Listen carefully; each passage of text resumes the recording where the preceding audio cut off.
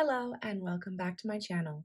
My name is Jess, and in today's video I'm going to be going through my 10 top amigurumi tips for beginners to make your projects turn out perfect.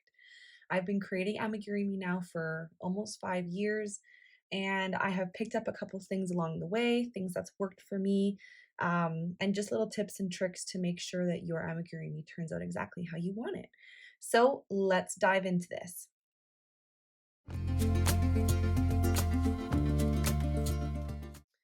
All right, so starting off for my number one tip for amigurumi is sizing down your crochet hook. Now, every ball of yarn that you use is going to have suggestions on the back of it for what size tools you need.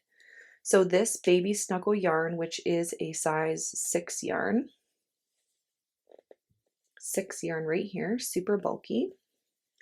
It's suggesting to use a 6mm knitting needles or a 7mm crochet hook. Now, personally, when I'm creating amigurumi, I don't follow this because what I don't want in my amigurumi is holes, and I find using too big of a crochet hook can create holes.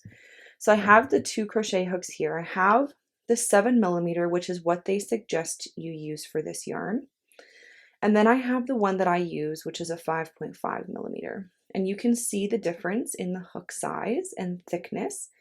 And you can probably see why the holes may be bigger with the 7mm versus the 5.5.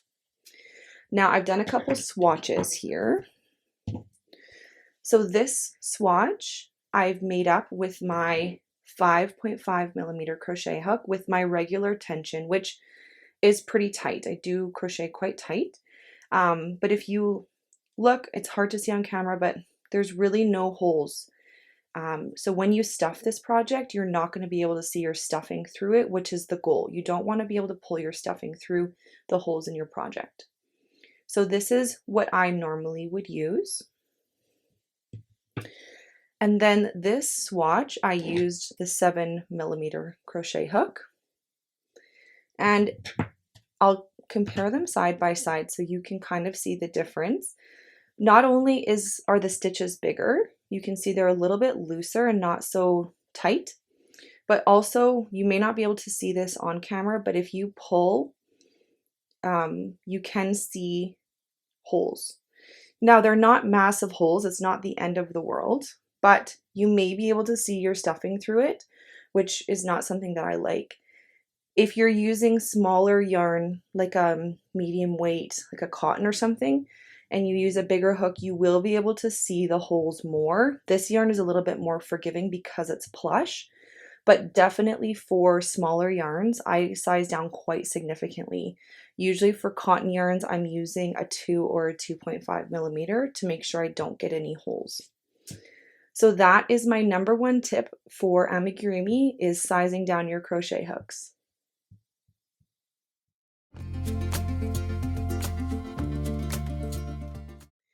Tip number 2 is tension. Now, tension is something that you're going to learn as you become a more proficient crocheter, but I'm sure you've created either a blanket or some sort of project where you start off with a line, and then as you go, it's straight, and then it starts to kind of splay out, splay out, splay out. If you haven't missed any stitches or added any stitches, that splaying is because your tension has changed as you've moved along the round or the rows. It's the same for amigurumi. If you create a piece, like let's say the head of an animal with tight tension, and then you create the body with really loose tension, they're not going to go well together. They're going to look like they don't belong, and they're not going to be symmetrical. So I've done a couple swatches again. Now this one's a little bit harder to tell, but this one right here is my regular tension. So I crochet quite tightly, so this is what it usually looks like.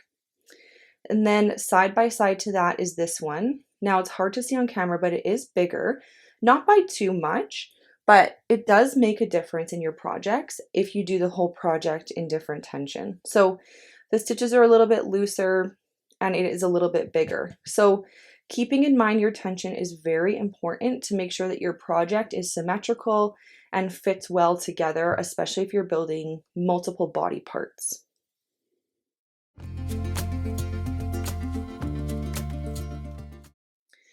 My third tip for amigurumi beginners is stitch markers. Now, you will have to use a stitch marker when doing amigurumi because you're working in a spiral, which means there's not going to be any sign for where this round begins and where it ends without a stitch marker. Now, there's different types. There's these guys here that just kind of clip. You just pull this and you clip it right onto your stitch so that you know where it starts and ends. There's these ones that, again, just hook onto the stitch and then you just close it around. And again, does the same thing, just marks where your rounds end and begin. But my personal favorite is a scrap strand of yarn. Now, I like this, first of all, because it's cheap. Most likely if you're crocheting, you have strands of yarn laying around, spare strands. So I like that. What I also like about it is you can follow it through your entire project, which I will show you. So I have this little swatch that I'm working on right now. Now this white piece here is my stitch marker.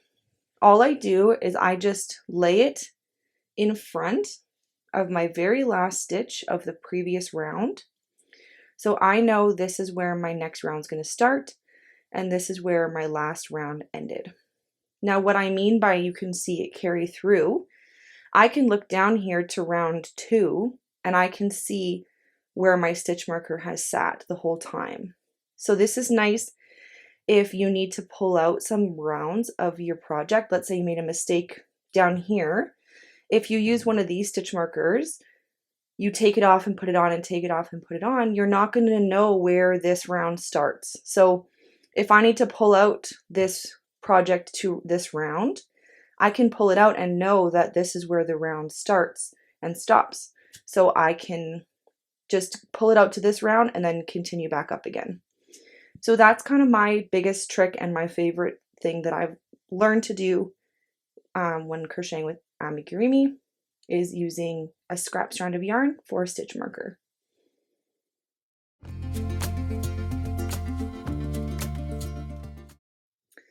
My fourth tip for amigurumi is making sure you have the good side of your project facing out. Now, not many people realize that there is a good and a bad side to your project. So this side where you can see the defined stitches and the defined rows, this is going to be your good side of your project. If you turn this inside out, it doesn't look bad, but the stitches aren't as defined, and you can see these little lines here between each round. This is the bad side of your project. Now, some people crochet inside out.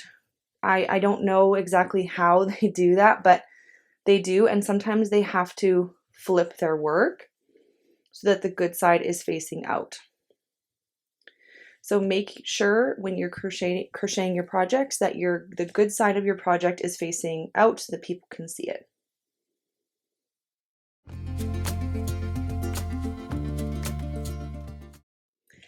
My fifth tip is do not overstuff your project. Now, I just use fiber fill from Walmart. I live in Canada here. I buy the biggest bag I can, and I try and buy the softest stuffing that I can. This is a polyester stuffing, and it's really soft. You can buy ones that feel more dense and I would say like cottony, but this is what I find feels the best for amigurumi because it still gives you the shape, but also like the soft touch that you want. Now, when you're stuffing, I like to just take a little bit at a time, and I'm just going to put some in.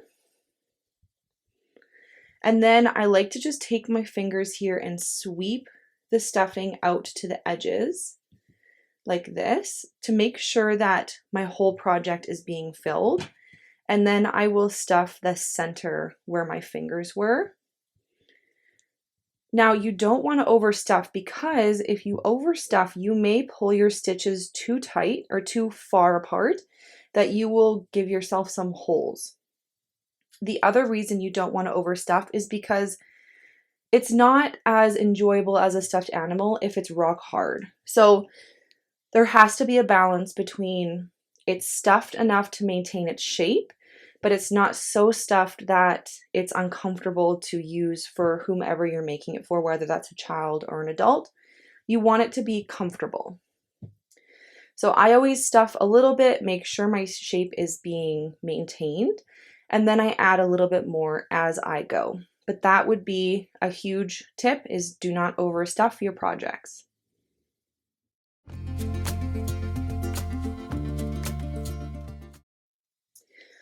My sixth tip for you, and probably the most controversial tip, is I like to stuff my projects before I place my safety eyes. Now, I know that seems counterproductive, but I'll tell you why I do it that way. The reason I do it that way is because before, when I didn't stuff it first, I would place my safety eyes, and then I would stuff my project and realize that the stuffing totally changed the shape of the face or the placement of the eyes, and I didn't like it anymore. But my eyes were already placed and secured, and I couldn't change it. So it felt like a waste of my time. So what I do is I stuff first. That way I know exactly what it's going to look like. Then I can place my eyes. Let's say I want to place them right there. And then once I'm happy with how that looks, then all I do is I just take the stuffing out. See how different it looks with the stuffing in versus the stuffing out. And then I can attach my backings and do everything I need to do, and then I can restuff it. So that is my tip. Stuff prior to placing your eyes so that you can have a good idea of what they're going to look like once the stuffing is in place, because it will change the shape of your project.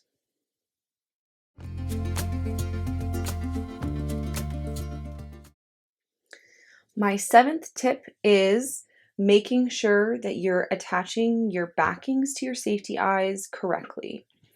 Now, I've just turned my work inside out here. We just placed the eyes in the last tip, and I'm in the back here. Now, what you want, if you look at your backing, there is a curved, sorry, these are kind of hard to show. There's a curved side, like a concave side, and a convex side. So the one with the curve on the inside, that's the part that's going to go down like this. You don't want it to be like this. That's backwards. So once you push it on like this, then it will hold your eye on the other side in the correct position, and it kind of cups the eye with that concave part of the backing.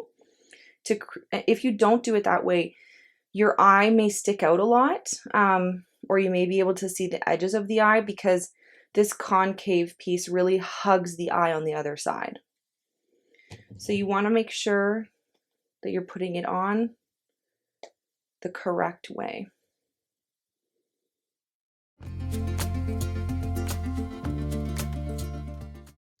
Now, my eighth tip is also in regards to safety eyes, since we're on the topic.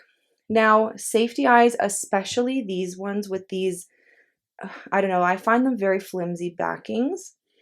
They come off super, super easy. And if you're going to be gifting this to a child or selling them at a market where you don't know where they're going to be going, you need to secure the backings really well, because they are huge choking hazards.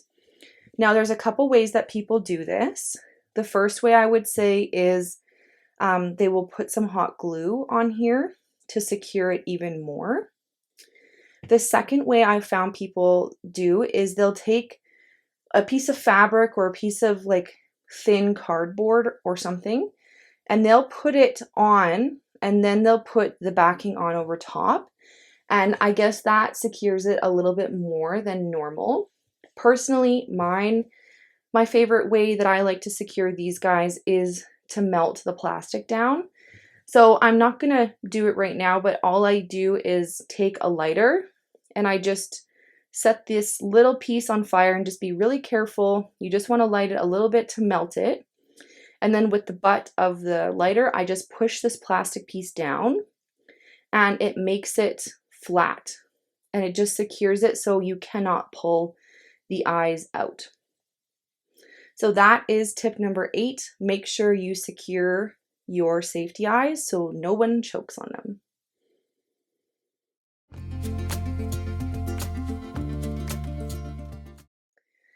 Now, tip number 9 includes using a knitting needle, and I use a knitting needle for when I'm sewing on large body parts, such as heads onto bodies.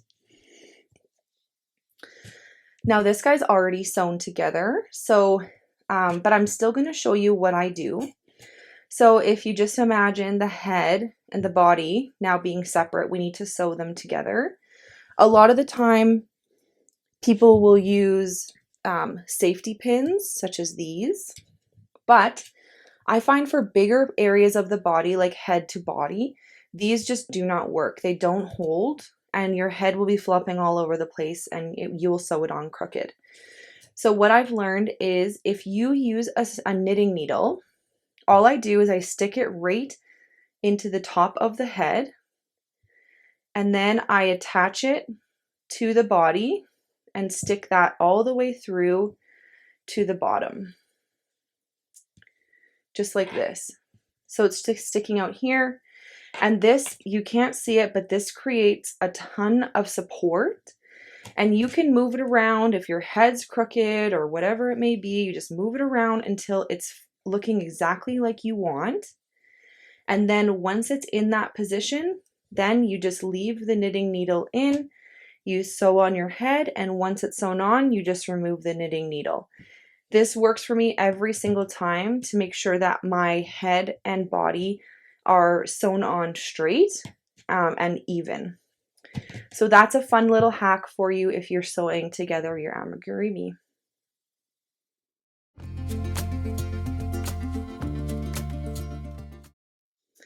My 10th and final tip for new amigurumi creators is to use an invisible decrease instead of a single crochet 2 together. Now, a single crochet 2 together looks like this. You're going to insert, grab the yarn and pull through.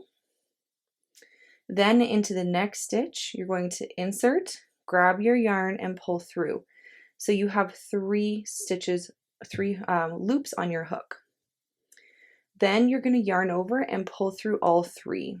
Now the reason I don't like this is because you're grabbing 3 strands. This stitch is going to be bulkier than the others, and it's going to stand out like a sore thumb.